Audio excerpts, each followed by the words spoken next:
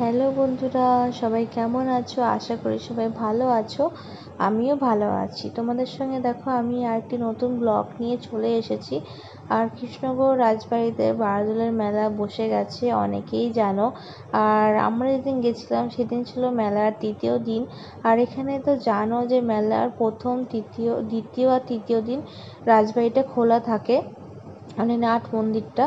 আর আমরা সেই জন্যই গেছিলাম, কারণ এখানে ঠাকুরের অনেক রকমের মানে সাজ হয়। প্রথম দিন রাজবেশ, রাখাল বেশ, তারপর ফুল বেশ। আর তৃতীয় দিন ছিল ফুল বেশ, মানে ঠাকুরকে ফুলের সাজে সাজানো হয়েছিল।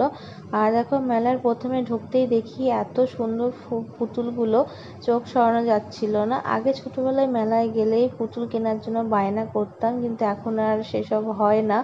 আর এখানে এখন সংসারের জিনিস, ঘর সাজানোর জিনিস দেখলেই কিনতে ইচ্ছা করে, তো সেটাই কিনে নিয়েছিলাম। তারপরে আমি এখানে একটু সবাইকে চাল দিয়েছিলাম, আমি যেটুকু পেরেছি সেটুকুই দিয়েছি। যদি পরের বছর আবার ভালোভাবে দেব।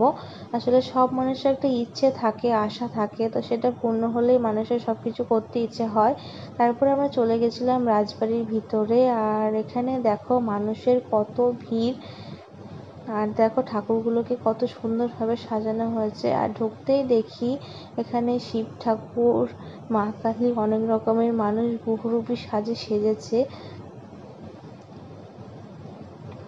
আর এখানে মানুষ মানে সবাই ঠাকুরকে আবির দেয়, টাকা দেয়। আর এবার ঠাকুরটা সব দূরে দূরে করেছে, কিন্তু আগে একটু কাছে করতো যাতে মানুষ ছুতে পারতো। মানুষের জন্য এগুলো দূরে করা হয়েছে, কারণ মানুষ এমনভাবে ঠাকুরকে আবির দেয় যাতে মুখে দেখা যাবে, নোংরা হয়ে যায়। আর এদিকে দেখো পুতুলের কত সুন্দর লাগছে, সাজিয়ে কত ভালো লাগছে।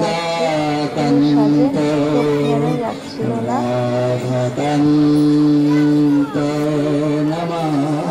নমস্তুতে। ওম কৃষ্ণ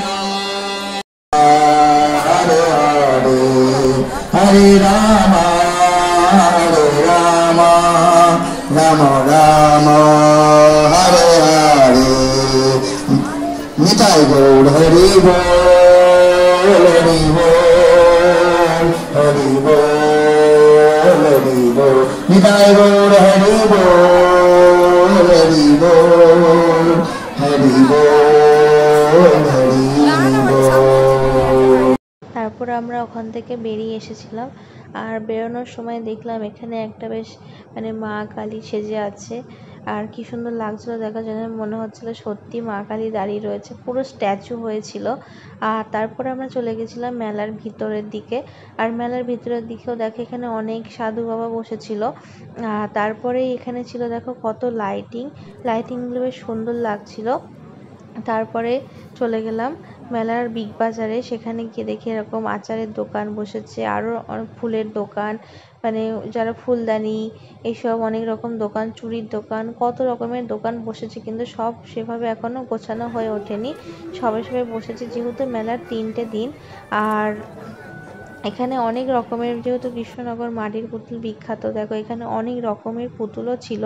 আর এইদিকে দেখো রাজবাড়িটাকে কি সুন্দরভাবে সাজানো হয়েছে, বেশ ভালোই লাগছিল দেখতে। আর সেরকমভাবে আর কিছু ঘুরিনি।